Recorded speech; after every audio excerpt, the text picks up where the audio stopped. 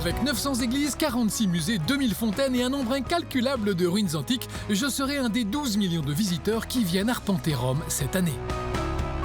La découverte des principaux monuments de Rome et un peu de la Dolce Vita à l'italienne. Ecco. Et pour commencer, c'est au pied de l'immense Colisée romain aux 50 000 places que j'ai rendez-vous. Je retrouve Sophie qui vit depuis 25 ans à Rome. Bonjour Sophie. Bonjour Christophe. Come vai? Bene.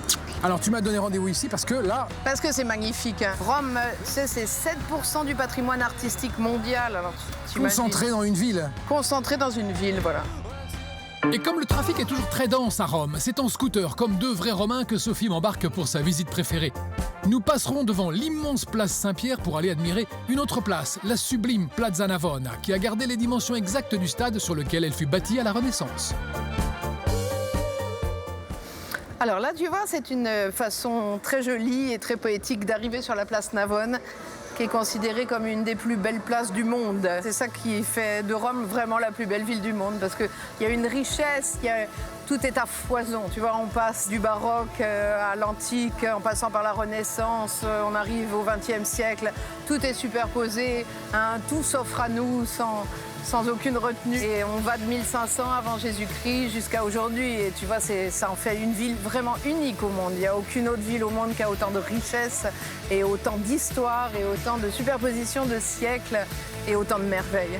Mais je veux découvrir une autre place plus typiquement romaine, plus confidentielle. Et Sophie m'emmène devant l'église du Trastevere. Cette église est une église médiévale absolument magnifique. Elle s'appelle Sainte-Marie en Trastevere. Il y a des mosaïques superbes. Et le campanile aussi est tout à fait typique de Rome. Donc là, c'est le Trastevere, typiquement romano. Voilà, Trastevere romano. Grazie mille. Par ici, continuons la visite. Et pour déjeuner, nous choisissons un authentique restaurant qui sert de vraie pasta italienne au poulpe. Et pour finir le café, là, il y a du choix. Il n'y a pas qu'un café à Rome. Non, il y a plein de cafés différents. On peut prendre avec du lait froid, avec du lait chaud, avec une goutte d'alcool, avec de la mousse de lait, avec du cacao, avec beaucoup de lait, avec peu de lait. Vas-y, installe-toi, je vais commander. Ok. Allora, signora Bella, questo per lei monachella. Grazie. Per il signore Muretto. Grazie mille. Grazie. C'est par la Plaza della Rotunda qu'un détour s'impose pour entrer au Panthéon. Le temple de tous les dieux est aujourd'hui encore l'édifice romain qui supporte la plus grande coupole du monde en béton antique depuis 2000 ans. Direction ensuite l'une des 7 collines romaines, celle gardée par la statue majestueuse de Garibaldi. On est sur la colline du Janicule, ça s'appelle comme ça? On est sur la colline du Janicule qui s'appelle comme ça à cause du dieu Janus, qui avait probablement un temple sur cette colline. Et de cette colline du Janicule, on peut dire qu'on a une vision de Rome quasi globale. Ouais, tu vois le Panthéon là, juste en face de nous, tu vois, la coupole grise assez plate, ça c'est le Panthéon. Ouais. Tu vois? À droite, là où il y a la loggia avec les 3 arcades, là c'est le Palais Farnèse.